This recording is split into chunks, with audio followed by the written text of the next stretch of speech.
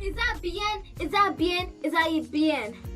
Abonnez. Saute Mouton TV. Bing Shing. Is that bien? État des droits et Elibiso Susunambo Kanabiso Congo.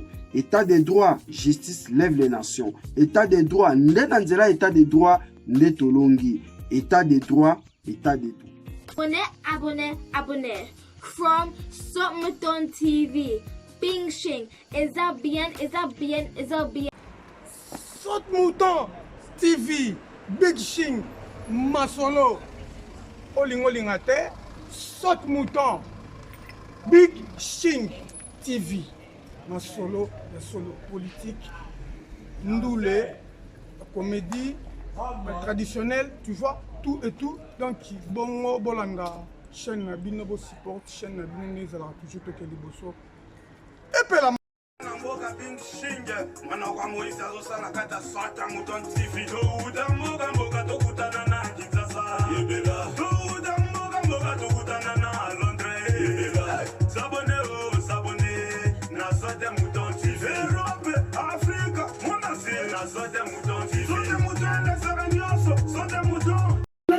Et notre procureur général et de s'arranger des droits qui ne lui sont pas reconnus entraîne la nullité de la procédure. Non, Zouma, Paul, non. Tout ce qu'il a fait là est nul et d'une nullité invariable.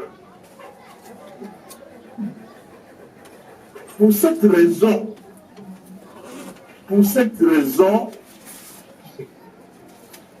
vous pourriez même me dire que le procès est terminé.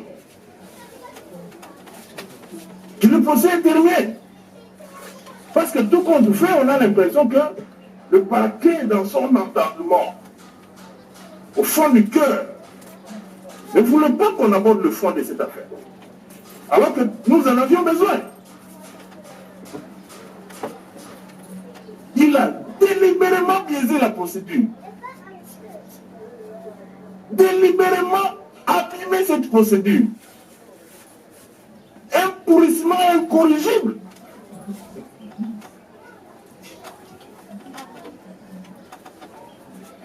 Deuxième moyen d'irrécevabilité.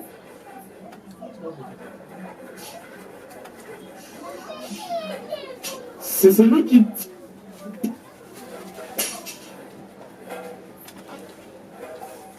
à l'absence, je suis dans la là, pas au même moment. Ce n'est pas ce que la loi prévoit. C'est en deux temps. Il aurait commencé par solliciter et obtenir l'autorisation soit du bureau, si c'est pendant les vacances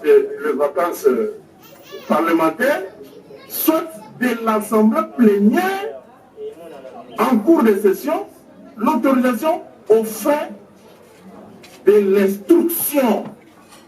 Avant d'ouvrir un dossier instruit, il faut avoir cette autorisation. Il n'a pas obtenu. La réponse, je m'en fous. Cela ne suffisait pas, même s'il avait obtenu. Le deuxième moment fort, c'est que quand il estime que il devait poursuivre, quand il estime que il devait traduire, inculpé devant la juridiction du jugement, qui ici est la Cour de cassation, pas vous. Il devait relancer la chambre parlementaire concernée pour obtenir une deuxième autorisation fin de poursuite et en même temps la levée des immunités. Il a dit que cette étape-là ne le concerne pas. Il s'en fout. Alors, face à ce je m'en foutisme troublant, déconcertant. Je ne vois pas votre cours prendre même cette affaire en elle-même. Sur le banc, on en termine. Sur le banc. Est-ce qu'on peut permettre à un organe, parquet général soit-il, de marcher impunément comme ça sur les lois de la République? Et il le fait sous la barre de la cour. Pas d'excuses. Si nous présentons les excuses, nous allons les accepter. Nous allons les accepter. Il vous a été tantôt dit ici que au seul mois de mai,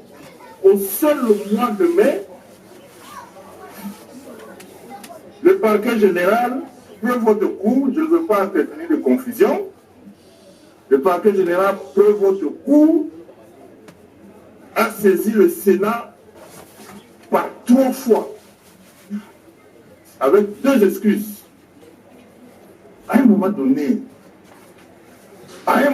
Monsieur le Président, et puis surtout à un certain niveau de responsabilité,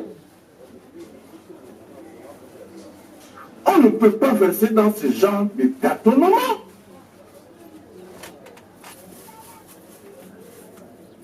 Imaginez-vous un seul instant que le parquet général près la Cour constitutionnelle ou les magistrats du parquet général près la Cour constitutionnelle étaient déversés dans votre cour, qui deviennent des juges comme vous. Après autant de faux pas, vos décisions ne sont susceptibles d'aucun recours. Après autant de faux pas, ils allaient faire comment pour réparer ça? Ils allaient faire comment? Je vois le ministère public un peu trop agressif. Hein? Vous qui parlez beaucoup, vous qui aimez parler, vous allez venir nous dire ce qui s'est passé. Mais, celui qui n'a pas été fidèle dans de petites choses, dans de petites règles de la procédure, parce que la procédure n'est pas difficile. La procédure n'est pas difficile. C'est comme si on vous demande qu'est-ce que vous faites dans la journée. Je me lève le matin, je brosse les dents, ainsi de suite. C'est ça la procédure. Celui qui n'a pas été fidèle dans de petites choses comme ça, comment pensez-vous qu'il le sera au fond? Comment vous pouvez admettre ça? Alors, lors de ma première intervention, je disais que les décisions de votre cour ont un caractère pédagogique. C'est-à-dire, dans le cas d'espèce, reconnecter ceux qui sont à l'écart à la loi. Une reconnexion. C'est ce que nous vous demandons. Il n'y a aucune règle, aucune possibilité juridique de couvrir toute une kyrielle de violations de loi comme ça. Maintenant, il vous présente un prévenu, sénateur de son État, sans autorisation parlementaire. Il vous dit, jugez-le, condamnez-le. C'est ça qu'il fait. Ces lois-là, elles sont faites pour qui? Elles sont faites pour tout le monde. Ce n'est pas parce qu'on est ministère public qu'on est supérieur à la loi. Comment il va se défendre? Comment va-t-il faire pour vous dire, pour justifier comment il a pu déférer devant vous un sénateur sans procédure? Parce qu'en d'autres termes, je pense, Monsieur le Président, à un moment donné, nous devons nous entendre sur ce qu'il faut comprendre par citation à prévenir. Ce n'est pas parce que c'est ainsi intitulé qu'on doit considérer ça comme une citation à prévenir. Ça, c'est une citation directe. Faite par le ministère public. Parce que ce serait une citation à prévenu, il y a un cheminement de procédure. Maintenant, il passe outre toutes les procédures, il vient vous présenter un prévenu sans ne rien respecter. Vous allez croire que ça c'est une citation à prévenu. Moi je ne pense pas que ça c'est une citation à prévenu. Alors, maintenant que lui-même ne croit même plus à sa citation, il ne croit plus. Parce que quand il parle verbalement, il nous branche sur des éléments d'extranéité, donc étrangers, qui n'ont rien à voir avec cette citation. Il vous parle de marché public. Aucun mot de marché ici dans cette citation. Aucun mot. Je voulais chuter par le moyen d'obscurité. Et chuter, pas conclure plutôt. Pardon, monsieur le Président. Veuillez conclure, pas chuter. Merci beaucoup. Parce que vous pouvez vous blesser. Merci, monsieur le Président, de veiller sur mon intégrité physique. Veuillez conclure. Alors, l'exploit est un tout en droit. Il ne peut pas être scindé. On ne peut pas dire non, sur 3 préventions, j'ai bien présenté les 2 préventions, il y a une prévention où il y a des erreurs, vous pouvez m'en excuser. Non, l'exploit est un tout.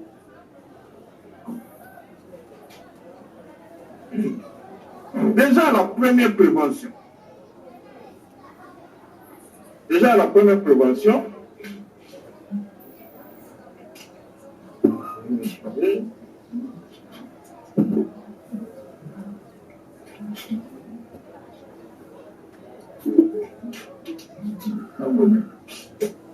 Le ministère public, le procureur général près la Cour constitutionnelle, pour être plus précis,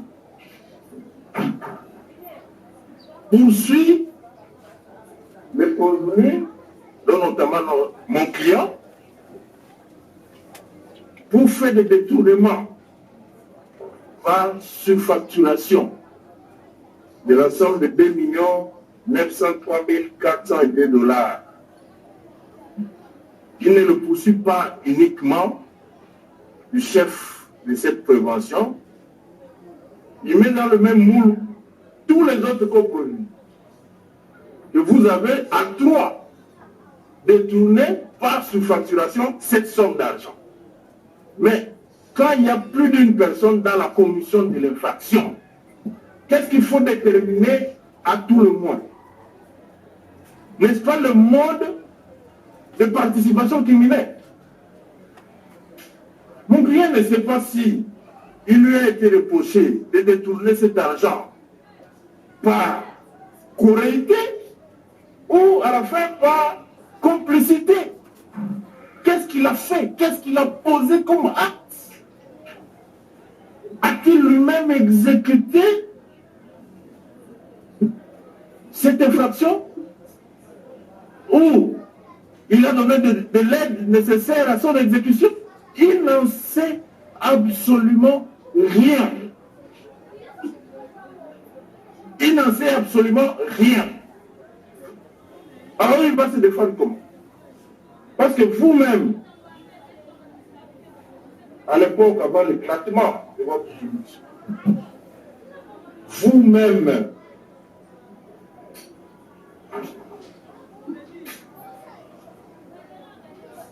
écoutez ce que vous nous avez dit. La citation qui ne permet pas de connaître la nature exacte des différents faits dont le prévenu doit répondre et qui oblige la juridiction pour essayer de circonscrire sa saisine et se baser à tort sur des éléments étrangers. C'est ça l'extranéité. On nous amène ailleurs, marché public. Qu'est-ce que ça a à voir? Nous sommes déjà liés à des éléments étrangers à la citation viole l'article 57 du Code de procédure pénale. et entraîne l'absence de saisine régulière. Alors, où est-ce que je menti? Y a-t-il un mode de participation criminelle déterminé que j'ai supprimé? Il n'y en a pas. Il n'y en a pas. Tout est fait comme si le ministère public ne voulait même pas qu'on examine le fond de ce problème. Tout est fait de cette manière-là. Parce que quand vous lui demandez d'exposer le fait, il va ailleurs. C'est déjà une rénonciation à son acte d'accusation. Or, nous sommes déjà liés. Et même si nous sommes liés à quoi? À un acte que nous ne comprenons pas. Je suis complice ou je suis corrupteur, je n'en sais rien. Les peines sont différentes dans tous les cas. Les modes de participation diffèrent dans les deux cas. Est-ce qu'avec ça on peut dire allons au fond? Mais il y a au fond avec ce qu'il ne comprend pas. Ce qu'il ne comprend déjà pas. Pour toutes ces raisons, Monsieur le Président, pour toutes ces raisons, je vous prie très humblement, Monsieur le Président, distingué membre de la haute cour, de prendre une décision pédagogique, de reconnecter ceux qui sont à l'écart à la loi. Et en le faisant ainsi, vous allez honorer toute la République. J'ai dit, Monsieur le Président. Merci, votre honneur de la parole accordée. Maître, un instant. Votre doge n'est pas celle qui est décrite par la loi sur le barreau. Vous êtes dans une doge de magistrat. Voudriez-vous aller porter une doge d'avocat? La mienne n'est pas une doge telle que décrite par la loi sur le barreau. Je ne voudrais pas engager un débat avec la Cour. Je m'incline pour... Retirez-vous. La Cour doit faire appliquer toutes les lois de la République. Merci beaucoup, Monsieur le Président. Vous également, les boutons, ce sont des doges de magistrats, pas la doge d'avocat. Alors veuillez vous retirer de là-bas. On n'engage pas de débat avec la Cour. Vous n'en aurez pas l'occasion. Alors retirez-vous de là-bas. Merci, Monsieur le Président. Je pense que nous avons été suffisamment intelligibles dans notre plaidoirie. Excusez, maître, vous paraissez pour... Quittez, nous concluons. Ah, vous êtes sur Quittez. Oui. Nous concluons. Monsieur le Président, les 4 moyens soutenus par notre client, le premier est relatif à l'incompétence de votre cour. Nous avons abordé d'autres moyens pour signifier... Silence dans la salle. Silence dans la salle. Nous avons abordé d'autres moyens tout en signifiant à la Cour que si par impossible, que si par miracle judiciaire, vous estimez être compétente, mais nous vous signalons déjà que le procureur général sera dans l'impossibilité, il sera en difficulté de vous lire une seule disposition. Maître Kaloumé ainsi que Maître Chilumbaï, veuillez donner un bon exemple à un si haut niveau de juridiction. Ce n'est pas dans la salle qu'on fait des colloques. Vous avez la parole, maître. Merci, monsieur le président. Donc, je disais que lorsque le procureur général prendra la parole, il va rester dans les possibilités de vous lire une seule disposition de la loi qui donne la compétence à la Cour des séances de juger un ancien premier ministre, de juger un citoyen comme mon client, M. Guitebi, qui n'est couvert d'aucune immunité. Mais si vous estimez que vous êtes compétent, comme je l'ai dit, vous verrez qu'il y a violation de manière systématique de l'article 57 du Code de procédure pénale, en ce que l'espoir qui prétend vous saisir ne vous permet pas de nous défendre convenablement. Nous ne savons pas de quoi on nous reproche. Sommes-nous complices? Sommes-nous corrupteurs des faits infractionnels poursuivis par les ministères publics? S'il vous plaît, avez-vous un nouvel argument? Parce que tous les moyens que vous soulevez... J'ai conclu. Vous parlez à une cour qui a autant d'expérience que vous. Merci. Et donc, quand vous nous parlez, sachez au moins que nous retenons ce que vous dites. Tout à fait, merci. Alors, maintenant, si vous revenez sur le même argument, à la fin, je crois que c'est contre-productif. Merci bien. Monsieur le Président, nous résumons, nous disons, si vous êtes compétente, vous allez constater que les autres moyens de recevabilité sont suffisamment imperméables et béton. Vous allez faire ce que la loi sera à la Cour d'en juger. Merci et la modestie d'exposer des moyens sans dire qu'ils sont béton. Ah, d'accord. Bon, nous les considérons ainsi. C'est à la Cour maintenant de nous dire les Vous contraires. verrez ce que la Cour en fera. Merci, Monsieur le Président. Alors, puisque c'est conclu pour cette procédure-là, Monsieur Gobler, qu'est-ce que vous dites pour ce moment?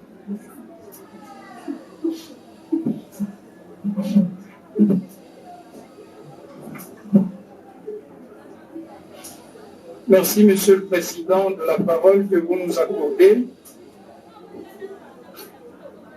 Pour le compte de Monsieur Grobler, la première chose que nous avons à dire, c'est que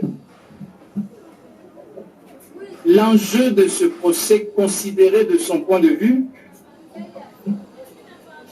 a trait à la question des investissements. Nous le disons d'emblée parce que nous allons considérer qu'une page vient de se fermer, qui a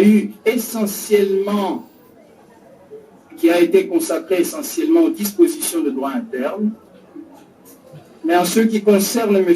Grobler, s'ouvre une autre page qui va abondamment surfer sur les considérations de droit international des investissements. Donc c'est fondamentalement sur ce droit-là que nous allons asseoir nos moyens. Comme vous le savez, Monsieur le Président, Madame, Messieurs de la Haute Cour, les autorités de notre pays consentent d'énormes efforts pour faire venir des investisseurs dans notre pays.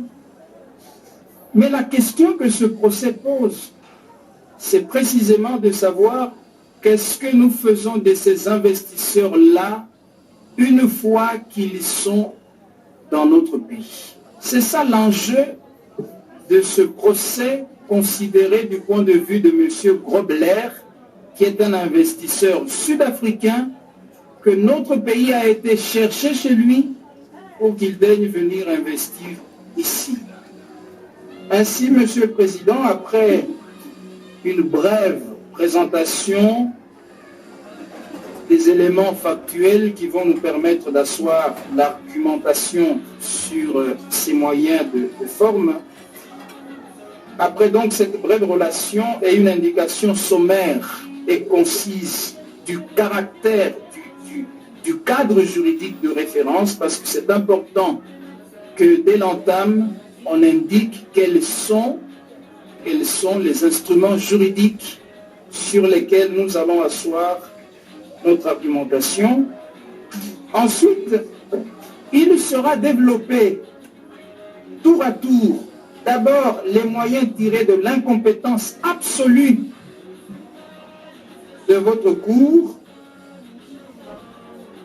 en considération du contrat qui est un contrat d'investissement. Nous allons démontrer que ce contrat-là répond à d'autres normes qui sont des normes de droit international des investissements et qui doivent avoir à s'appliquer dans le cas qui vous est soumis. Ensuite, nous épiloguerons, Monsieur le Président, sur la contrainte juridique de surséance à l'instruction, au cas où, bien entendu, votre cour irait un peu plus loin. Nous épiloguerons ensuite sur la rigueur du principe de l'autonomie de l'arbitrage international, qui est un principe de rigueur que M. Grobler entend plaider dans cette affaire. Enfin,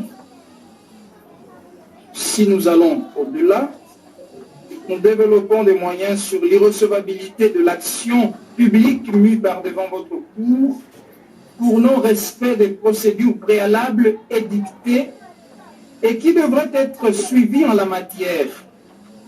Irrecevabilité tirée notamment de la nature juridique de l'acte de base du présent différend, à savoir le contrat d'investissement.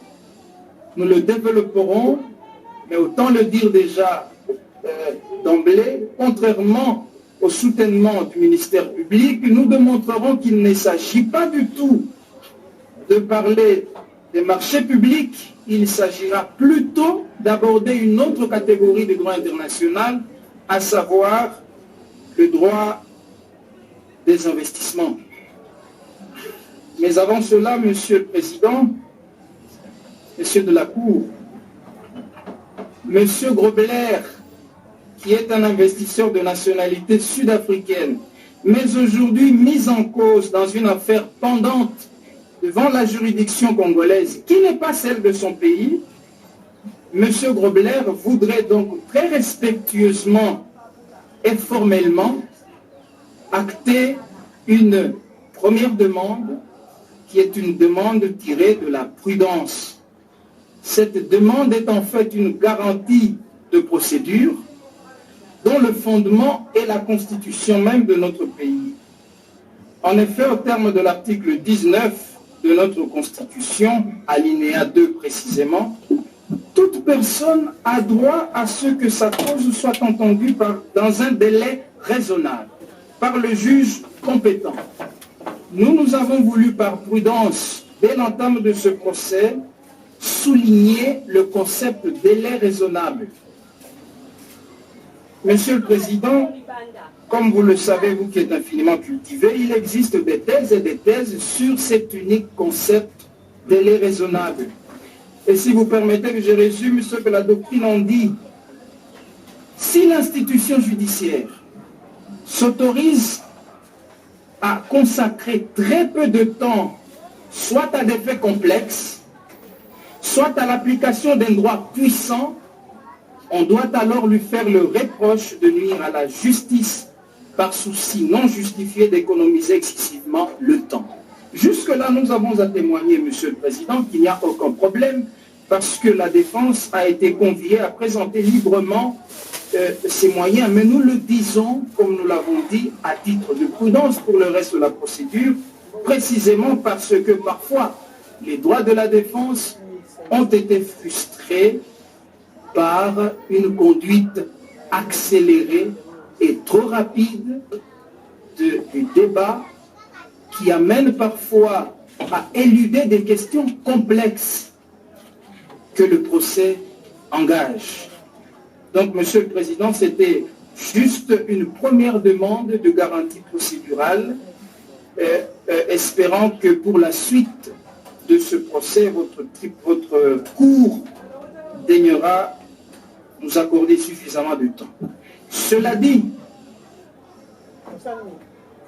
je disais que nous allions commencer au premier chapitre de notre introduction dans ce procès par vous présenter 2 ou 3 éléments factuels sur lesquels viendra reposer l'argumentation en droit que nous allons développer. Monsieur Grobler évolue dans les affaires depuis très longtemps, notamment dans le secteur agro-industriel, depuis plusieurs années. C'est donc un investisseur. Il a fait preuve d'une grande expérience et c'est à ce titre-là que le gouvernement de la République démocratique du Congo, à la première moitié de la décennie passée... Excusez-moi, oui. J'ai l'impression qu'on se trompe un peu de cadre. Nous en étions au préalable. Et les 2 autres parties ont soulevé des préalables. Là, vous exposez les faits. Donc, dois-je comprendre que vous invitez la Cour à examiner les faits? Parce que vous nous dites que la nature du contrat. Donc, si vous voulez que c'est déterminé sur la nature du contrat, il faut qu'on instruise. Vous nous invitez donc à instruire. Alors, il faut choisir ce que vous voulez. Vous êtes dans les préalables où vous nous exposez les faits. Alors, quand vous nous exposez les faits, vous nous invitez à vous poser des questions sur ces faits. Donc, il y a un cadre théorique à choisir. Alors, vous choisissez lequel? Merci, Monsieur le Président. Si vous le permettez, je vais préciser une chose. Oui. le moyen sur l'incompétence que nous allons développer est tiré d'une clause compromissoire qu'on devra lire donc, contenue dans le contrat qui est un contrat d'investissement. oui, que la Cour devra Donc c'est à partir de là que nous allons démontrer qu'en fait, il y a lieu de laisser l'arbitre international connaître de cette affaire. Oui, mais je crois le danger est le suivant, c'est-à-dire que vous invitez directement la Cour à connaître de ce contrat. Alors que les autres nous disent, vous n'avez pas à connaître quoi que ce soit, vous êtes incompétent. Je vais laisser... S'il vous plaît. Il faut choisir le cadre théorique de la défense. Alors, vous nous invitez à aller lire ces contrats-là. Alors, si on les lit, c'est qu'on est au fond. Alors, qu'est-ce que vous choisissez? Merci. Je vais permettre donc de développer directement le premier moyen, bien que ce soit sous contrat. On s'est bien compris alors. Merci. Honorable Président, honorable membre de la Cour, je pense qu'il a semblé ignorer depuis ce temps la primauté du droit international sur nos lois internes, bien dirais-je, notre législation nationale, y compris la Constitution de la République. Parce que si nous démontrerons que la Cour, vous, la Cour, et vous en savez plus que nous autres, vous êtes le médiateur de la République, le médiateur entre l'ordre juridique international et l'ordre juridique interne. Et que nous sommes dans cette hypothèse, dans votre rôle, pas du juge d'interprétation de la Constitution, mais du juge de conventionnalité. En effet, ici, lorsque vous avez entendu le ministère public, il a évoqué allègrement la loi sur les marchés publics. Et qu'est-ce qu'il reproche à M. Matata, à M. Guiguet et aux autres? Qu'est-ce qu'il reproche à mon client? Il lui reproche d'avoir organisé un montage juridique pour faire perdre de l'argent à l'État, en ignorant des procédures prévues par la loi sur la passation des marchés publics. C'est pourquoi il faut noter, à votre bonne convenance, à votre bonne connaissance, qu'il ne s'agit pas ici d'une loi sur le marché public. Si nous l'entendons de cette façon-là, je crois que vous devriez lui remettre son papier pour aller le retravailler. Pourquoi? Les éléments vous seront donnés. Les textes auxquels vous allez recourir pour résoudre cette question, c'est ceci. Premièrement, il s'agit de conventions internationales pertinentes et régulièrement ratifiées par la République démocratique du Congo, plus précisément la convention CIRDI, convention sur le règlement des différends relatifs aux investissements. Parce que c'est cette convention en vertu de laquelle M. Grobler est venu ici. Vous appliquerez, honorable Président, le traité des traités, la convention de Vienne sur le droit des titres.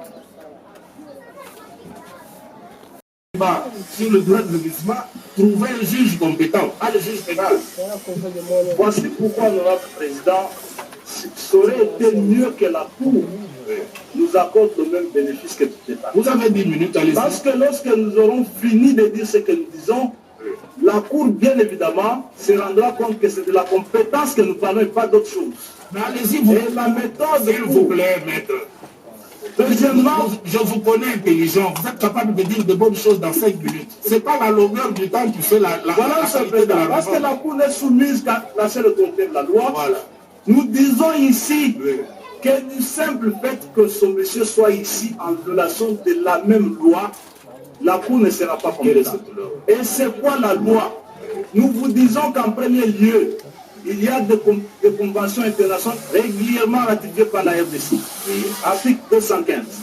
En deuxième lieu, il y a la Constitution de la République. Article 19. Nul ne peut être ni soustrait ni distrait de son juge naturel.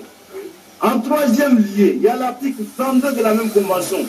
Tout étranger qui se trouve légalement sur le territoire national jouit de la protection accordée aux personnes et à leurs biens dans les conditions déterminées par les traités et les lois. En troisième lieu, nous avons le Code des investissements de la République démocratique du Congo. Ce code précise ce qui suit. Article 2b. il définit la notion elle-même d'investissement, parce que c'est de là qu'il s'agit. Mais article 37, il dit que les litiges pouvant survenir à l'occasion d'interprétation ou de l'application des dispositions de la présente loi ou de l'arrêté interministériel prévu au titre 2 de la présente loi peuvent faire l'objet d'un arbitrage selon la procédure prévue aux articles 159 et 174. Ça, c'est le code des investissements congolais. C'est exact. Il faut donc noter que depuis lors, des aspects importants de ce code seront entachés par la procédure ici amorcée. Pourquoi ils seront entachés?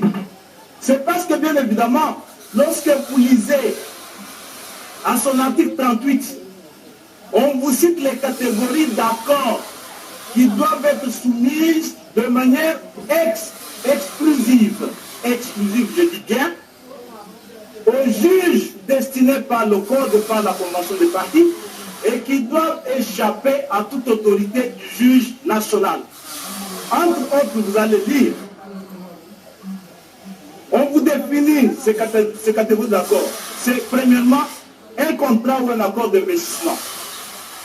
On vous dit qu'il faut qu'il y ait une autorisation d'investissement pour que l'accord signé à cet effet échappe à la législation nationale. C'était à l'article 38 du Code des investissements. Nous allons vous lire ce que disent les arrêtés d'agrément à cet effet pour vous montrer qu'il ne sera pas question, pas seulement vous, le plus haut juge du pays, mais plutôt toutes les juridictions nationales, y compris toute la législation nationale en la matière.